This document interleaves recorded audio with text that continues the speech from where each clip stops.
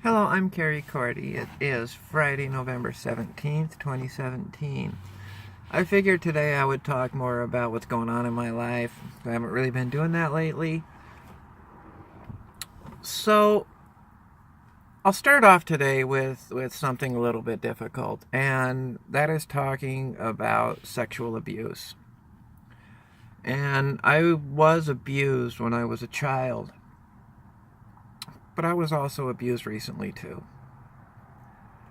I begun my transition in my terms when I began to admit to myself that I was transgender, which was at the very, very end of 2014. And then in January of 2015, I started to come out to people. And then by March, I had quit drinking. And I was living with my father. I had moved up here just to take care of him. I was having trouble looking for work in Salt Lake City.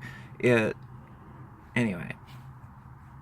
So I was a really, really bad drunk. I was drinking a case of beer every single day, sometimes more. And I would drink from the moment I woke up. And I would drink all day until I more or less passed out. And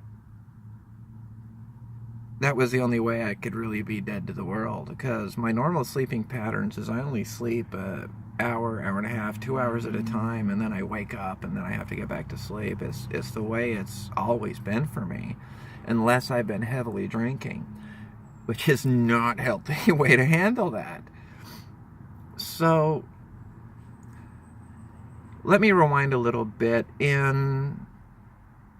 I think it was late 2009 that I got a colonoscopy because I was bleeding, and it really worried me. So I went to the doctor, had a colonoscopy, and I had several precancerous polyps. So they recommend that you get another one in about 5 years or so. And as it turned out, in 2014, I had started bleeding again heavily. And when I say heavily, it was a lot more than normal.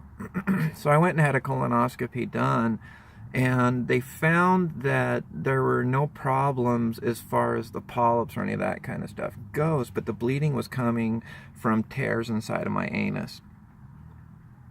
My father had been pushing me to get sober, all this kind of stuff, expressing his frustration to it. But then when I quit drinking, he got really mad and really down on me. And he's always been down on me. And he's always wanted to control everything about me, the way I think. I wasn't allowed to bring up anything that made him nervous. I wasn't allowed to talk about anything I wanted to talk about.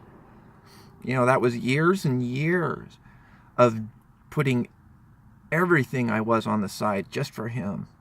And it's not the first time I've had to do that in my life. My father is gay. My father did have sexual relationships with his students before he retired in Salt Lake City. How many, I truly don't know, but I know for a fact it happened with at least 2. So by the very definition of it, my father had sex with underage boys, which means he's a pedophile. My father raped me in 2014 in the beginning of 2015. I've recently come out and have gone public with it. I have yet to go to the sheriff's office here and officially filed charges. I have a lot else, bad English, going on in my life. And to take on another one is something that I really need to think about, because I've been extremely stressed and stretched, and I go through horrible depressions, and I even get really suicidal still, and I will get to that part of it. So I posted something on my Facebook page, and everything on my Facebook page is a public post. Anybody can see it. It's just the way I run my life. I don't see the point in hiding shit. And when my mother and father got a divorce when I was really young, My father put my mother through holy fucking living hell, and my mother tried to do everything she could to get back at my dad. It was a nasty, nasty, messy divorce. And my father is a very manipulative person, and anybody that really gets to know him will hopefully come to realize that when he's joking in the comments he makes to people is always an undercut. He's always cutting down. And when confronted on this, he says, well, I was just kidding. If you have got a problem with it, that's your problem. Don't drag me into this. And so he completely disassociates himself and also refuses to accept any responsibility for his actions, because he, in his own mind, has justified any decision he makes and even the way he lives his life. He's a complete hypocrite on the things he says he believes. The reason I bring this up is my oldest brother, Ed. You know, I've talked about him before. And frankly, since I have come public with this, I gotta say, I am scared of him. I am honestly scared that he will just show up and try to hurt me, because he is extremely offensive. He's a bodybuilder. He gets lost in anger. He loves money. He loves to feel like he's important and above. He's always giving advice and will never take it, because he's always right. He's really the spitting image of my dad. And I haven't told any of my family members my exact address. And they know that I still live here in Bandon. But, you know, just to be clear and honest here, you know, if any of my family kind of watches this in secret or whatever, I want to bring up something else. And the reason I brought up the messy divorce is my mother is one of 7 children, and she was the only one that got a divorce, and this is in a super Mormon family that's a direct descendant of its founder, Joseph Smith. And so my mother was looked down on because of this. And they know just how much hell my mother went through. And a lot of them will regularly respond to his shit and, you know, yada, yada, yada. And when I reached out to my dad in August to say, hey, let's clear the air, sent him a message, you know, we're not friends on Facebook, but, you know, and he never replied. And so I looked at his Facebook page and went through it, and I was shocked by the amount of my mother's family that reach out to him and love what he says. And his posts are complete hypocritical to the way he lives his life. His actions are contrary to what he says he believes. So my aunt, the oldest one out of those brothers and sisters, contacted me, I don't want to take either side, let's be happy. And she knows she can't challenge me on anything religious or scripture, because I know it so well. That they know that they will be challenged at the very core of what they're talking about, and I will use the belief to demonstrate that. And so since she knows that I go to AA, she tried to use the steps for this, do the steps. And you know, I was just kind of responding, being nice, but trying to get across the point of view. And so eventually she's just giving me these blind, emotionless responses that are really knee-jerk reactions. And so I sent her a voice message, and I said, you know, I really, truly hope you are not defending rape, because he raped me. And, you know, there just was a message after that she sent, which was, you know, do this step. And then it was crap. It was complete crap. I can kind of see I've been going on for a while, but I want to talk about suicide. A few days ago, I was heavily suicidal, and I did reach out to several friends. And my dear friend that lives close here, that I know that you do watch my videos. I want you to know that I'm sorry for not reaching out to you.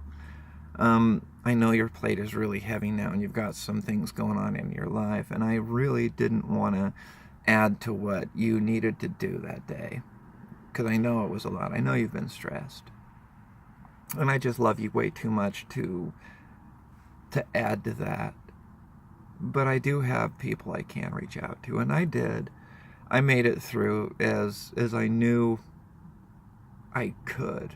I didn't want to at the time, but I could make it through. When I was young and people would talk about, if you have suicide thoughts, reach out and get help. And I was baffled by that. Because it's like, if I want to kill myself, why would I reach out? Why would I want that to stop? And now in my life, I know that I've got to be honest with these things. Because with me being honest with it, it helps other people. Just like I know it has helped me when others have been honest about their own shit that I wouldn't want to admit to. So from my heart, these things need to be discussed.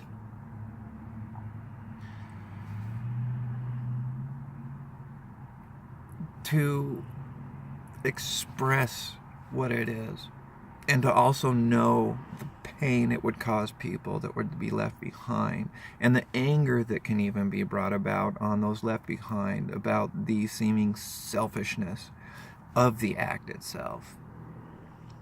It is very hard to recognize the level of pain somebody is in to get to that point and make it the finality it is.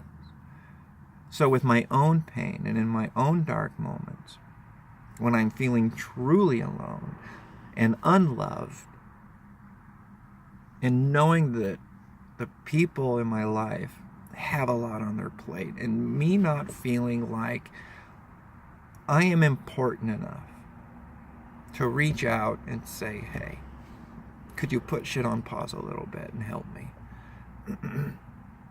To realize that there is that validation, that I need to do that.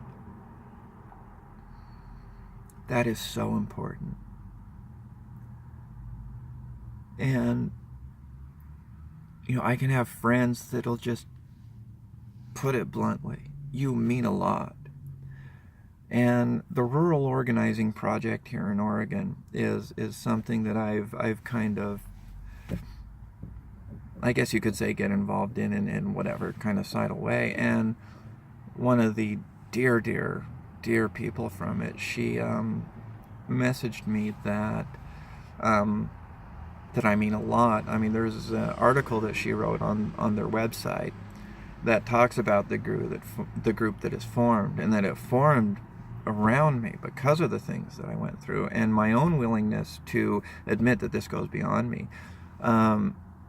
She and several others were telling me that I have no idea what I have meant to other people and how I've helped other people, such as the queer youth groups that are in this county, the young kids that have gained strength for me coming forward and saying, fuck it, this is what's going on, let's see what the consequences are, because I just can't stay quiet anymore. And what this lovely woman did is, she's like, you have no idea how important you are to this state and in people, and even around this country. Your story has gone around more than you know. And so there's an event coming up in Portland that's pretty soon, and getting there is, I don't have the rent or the gas to really do this. So, it has been offered that, my way would be paid for. Money would be donated for me to get there. It's that important that I do. I have a little over a minute left on the space on my phone to get through the point. When it is put to me, my talents and who I am from my heart is a great person. And it truly is baffling why things that I hold dear and the person that I am should be something that the world shows is important and worthy of I don't know, recognition. But for some reason, the world kind of hates people like me that really just try and keep trying. Whether or not you can recognize this, please know you touch more lives than you could ever understand. So please live with strength. Don't ignore hope. Thank you.